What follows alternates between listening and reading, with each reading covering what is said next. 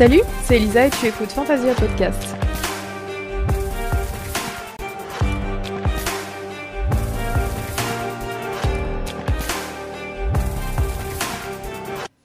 Salut, aujourd'hui j'ai envie de te parler d'incertitude parce que j'ai l'impression que dans nos relations, on a parfois l'impression que les choses devraient être certaines, qu'elles devraient être faciles, qu'elles devraient être fiables, mais en fin de compte, on se pose pas vraiment pour regarder combien les relations sont des cadres sociaux mouvants et dépendants des uns et des autres.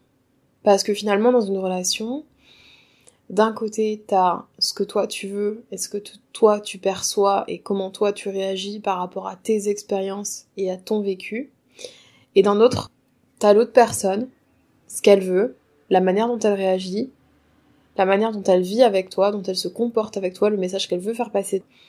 Et finalement, parfois, on s'accroche à des certitudes et on imagine que les relations devraient se passer d'un tel type de manière, alors qu'en fait, tu sais jamais comment ça va se passer.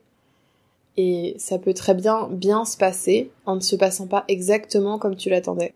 Et la conversation que je viens d'avoir avec un ami au sujet des relations était super intéressante parce que je me suis rendu compte que toutes les zones d'inconfort sont uniquement des constructions par rapport à ce qu'on se fait comme idée, mais on s'attend quand même à ce que ce soit comme tout le monde, dans la norme, dans les cases, dans les clous, avec les codes sociaux.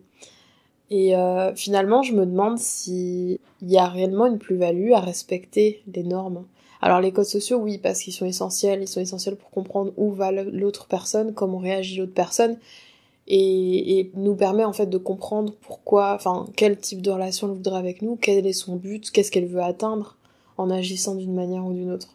Mais finalement, si par exemple on est amis, être ami pour moi ne veut pas dire la même chose que être ami pour quelqu'un d'autre. Et au-delà encore, être en couple pour une personne n'a pas la même connotation que être en couple pour une autre personne. Il y a des personnes qui vont avoir peur d'être en couple, il y a des personnes qui s'imaginent un couple comme une histoire super romantique avec un mariage, un labrador et 3 enfants. Et finalement, le seul sens que tous ces codes ont pour nous, c'est le sens qu'on leur donne. Si moi j'imagine qu'être en couple, c'est passer des bons moments ensemble, mais habiter chacun de son côté et avoir des sujets de conversation passionnants et rigoler et avoir des bons moments ensemble, mais tout en vivant chacun séparément, c'est pas pour ça que tout le monde pense qu'on peut être en couple et vivre séparément. Il y en a qui vont penser qu'on peut pas être en couple et vivre chacun de son côté. Et du coup, cette conversation m'a fait vraiment m'interroger sur le sens qu'on donne à nos relations et donc comment on les fait rentrer dans un cadre en fait. Parce que à aucun moment dans ma vie j'ai croisé une liste de trucs qui font que t'es en couple ou que t'es ami ou que t'es une connaissance ou autre quoi finalement. Y a pas écrit quelque part quand t'es ami tu dois voir tes amis 3 fois par mois, tu dois aller boire un verre au moins une fois sur les 3. Enfin voilà, c'est des choses qui sont très personnelles et vraiment à l'appréciation de chacun. Et du coup, c'est pas étonnant que certaines personnes se sentent perdues, en fait, dans les cadres sociaux qu'on a construits dans la société. Je voulais partager avec ça cette réflexion que les cadres sociaux, finalement, ils dépendent essentiellement de comment on les conçoit personnellement et comment on voit la relation, quelle perspective on a dessus et ce qu'on en attend. Et que finalement, les codes sont pas les mêmes pour tout le monde. Alors est-ce que le plus simple, c'est pas d'expliciter ce qu'on attend de l'autre quand on entre dans un certain type de relation ?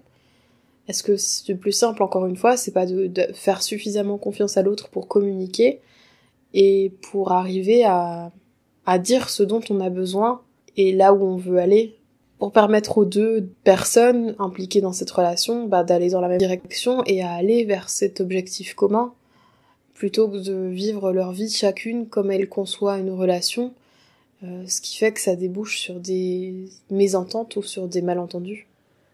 Voilà, c'est la fin de cet épisode, j'espère qu'il t'a plu. Si c'est le cas, tu peux t'abonner et le partager autour de toi sur les réseaux sociaux. On se retrouve dans quelques jours pour un nouvel épisode, et d'ici là, porte-toi bien.